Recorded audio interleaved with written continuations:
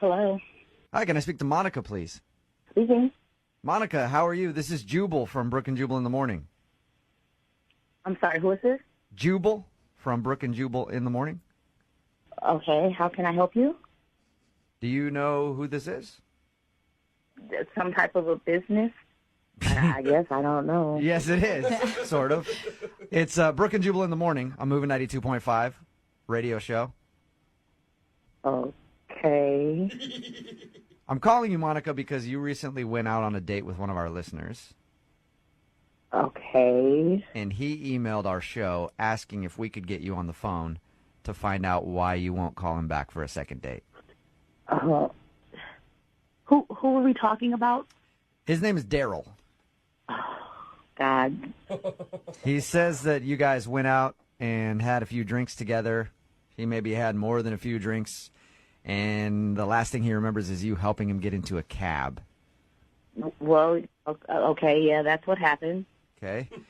And he says that he's been trying to get a hold of you because he'd love to see you again, but you have not been returning any of his texts or phone calls. That's why we're calling you. We're asking if he did something wrong on the date and you don't want to see him again. Well, yeah, honestly, guys, I really don't have time to talk about, like, the worst dates of my life. Whoa, wow, the worst date of your life. Can you just give us a little bit of information? I mean, he said some stuff that I just can't get out of my mind, and that just let me know he's not for me. Monica, do you have a few minutes to just tell us what he said so that we can tell him not to ever do that again to another female? Yeah. Okay. We were having drinks. We were bantering back and forth. We were telling stories about, our worst dates and things like that on Tinder. And it kind of turned into like a one-up thing, So I would say something and tell him about the guy that, tried to grope my butt. And then he would say something. And then I would go back. And I said one thing, and he told me something that is just disgusting. He told me that he had chlamydia. What? How did he get chlamydia? He told you like he currently has chlamydia? Oh.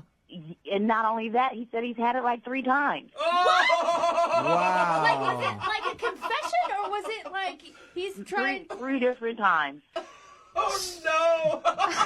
How did that come up? Did he just spit it out like that? It was really weird. I think the alcohol had him, being a little bit more honest than he wanted to. So, he was telling me, and I told my story, and then he said, since he's been on Tinder, he's gotten chlamydia 3 times. Oh, wow. All right, Monica. That's awful. Hey, completely understandable why you aren't calling him back and maybe don't want to see him again. Can't get out of that one. Yeah, once you tell somebody you have an STD on a first date, usually it doesn't end up very well. Unless they've got it too. Really. No wonder she said no to going home to pizza. Yeah. It was really weird because, I said, like, who still has sex without condoms, like in today's date? Who does that? And he said that he got a vasectomy so he could have sex and it would feel better.